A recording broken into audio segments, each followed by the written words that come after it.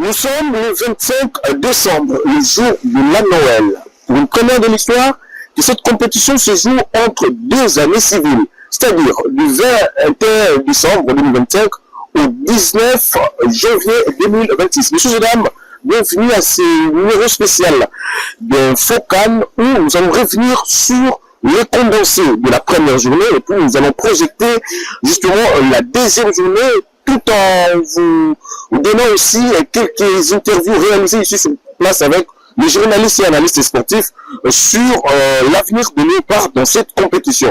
Allez, messieurs et dames, nous sommes ici à Casablanca, deuxième grande ville du Maroc après Rabat, capitale marocaine. Nous sommes bien évidemment ici où nous sommes logés dans de très bonnes conditions. Tout se passe bien avec tous les autres confrères. C'était juste une précision. Allez, revenons dans le vif de cette Focan où nous allons justement parler, comme je le rappelais tantôt, de la première journée de cette compétition. Sachez, sans surprise, le Maroc a battu et certes le Comores, mais c'était très laborieux dans le contenu. Et puis lors de cette même première journée, dans le même groupe, le Mali a battu la Zambie dans le groupe B.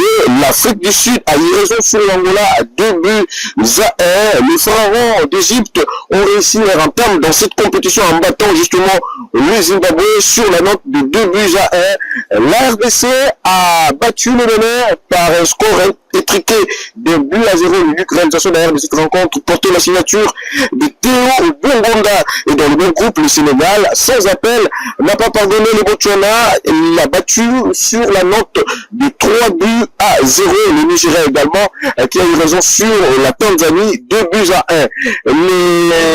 La Tunisie également a eu raison, je le rappelais tantôt, sur l'Ouganda, 3 buts à 1. Et puis le Burkina Faso, que vous allez d'ailleurs suivre quelques interviews de leurs supporters ici à Casablanca, a battu la Guinée équatoriale par un score de 2 buts à 1. L'Algérie a eu raison sur le Soudan, 3 buts à 0. Et puis la Côte d'Ivoire a également réussi son entame, bien qu'une courte mais précise victoire face au Mozambique. 1 but à 0. Le Cameroun également a battu la formation gabonaise par le même score, c'est-à-dire 2 buts à 0. Avant de prendre la projection sur la deuxième journée de cette phase finale de la CAN Maroc 2025, je vais d'abord vous laisser suivre quelques interviews réalisées sur place, ce que pensent les analystes sur l'avenir de Léopard et surtout également sur la performance de chaque nation, les nations au moins les plus attendues dans cette compétition. C'est après ceci. Un match de football n'est jamais défini en amont, un match de football n'est jamais gagné d'avance, donc j'estime à ces jours après la victoire, petite soit-elle, de la République démocratique du Congo face au Bénin, la RDC a tous les atouts, parce que l'enjeu, c'est d'abord sur le plan psychologique. Il y a beaucoup de choses qui se passent dans la tête de l'État de la République démocratique du Congo. Déjà, dès le tirage au sort, ils se sont certainement dit qu'on se retrouve encore. C'est le retrouvailles et certainement, on a une carte à jouer. Et c'est cette carte-là, c'est pour le compte de cette deuxième journée contre le Sénégal. Vous me dites que le Sénégal a gagné 3 buts à 0. Je vais bien. Face au Botswana. Mais écoutez, les matchs se suivent, mais ne se ressemblent pas. Les adversaires diffèrent et ils savent que jouer la République démocratique du Congo, ça va encore, ça sera un peu plus difficile qu'à Kinshasa. Ça le sera encore un peu plus face à leur premier adversaire.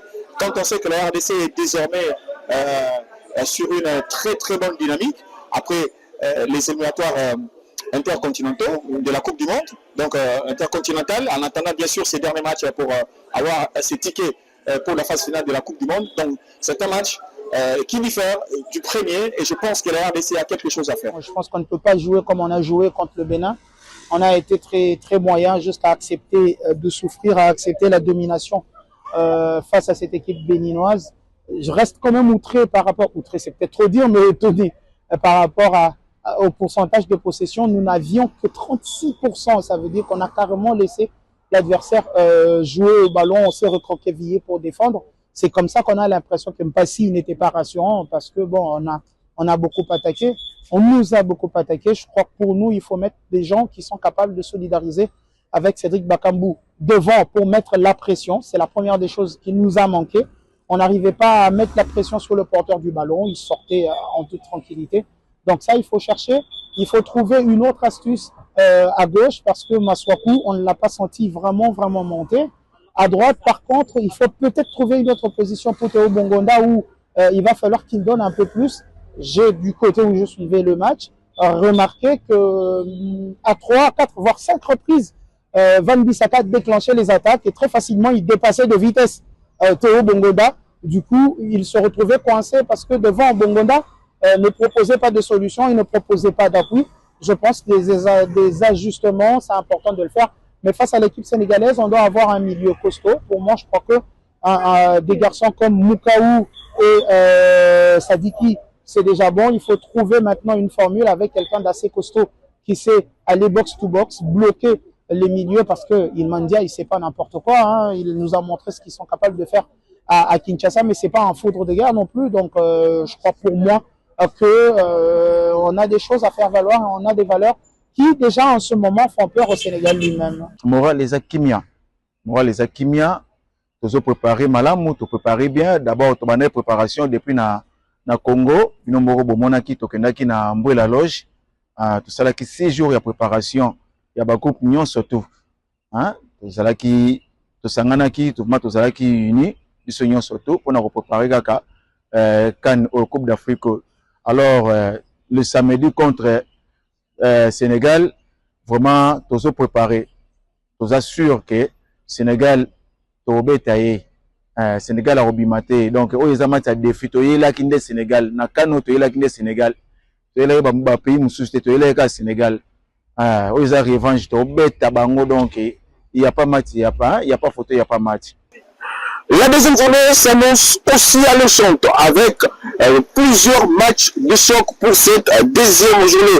D'abord le match de référence, le match choc, c'est dans le groupe B avec l'Égypte qui va en découdre face à l'Afrique du Sud, mais également le pays organisateur, le Maroc, se mesurera face aux Aigles du Mali et puis la RDC dans le groupe B. Le match, si vous voulez, le plus attendu de cette compétition, c'est aussi la RDC parce que la RDC rencontrera le Sénégal qui a laissé un goût amer face à cette formation congolaise. C'était donc au Stade des Martyrs, le Sénégal qui, je vous le rappelle, avait privé à la RDC une qualification directe pour le mondial. Cette fois-ci, dans un autre contexte, la RDC va prendre sa revanche face à la sélection sénégalaise. Notre choc, c'est aussi celui qui opposera le Nigeria à la formation de la Tunisie, mais également le choc, préparez-vous également à vivre un choc entre l'Algérie et le Burkina Faso. Et puis l'un des matchs également le plus attendu du continent, c'est entre les Lions indomptables du Cameroun qui va se mesurer justement aux champions en titre, les éléphants de la Côte d'Ivoire. Ce sera donc lors de cette deuxième journée, une journée qui s'annonce aussi alléchante. Fin de cette Infocan. Merci à vous, messieurs et dames, de nous avoir suivis. Le prochain rendez-vous est pris après la deuxième journée, toujours dans le même contexte, justement. Allez, portez-vous bien depuis la ville de Casablanca. Au revoir.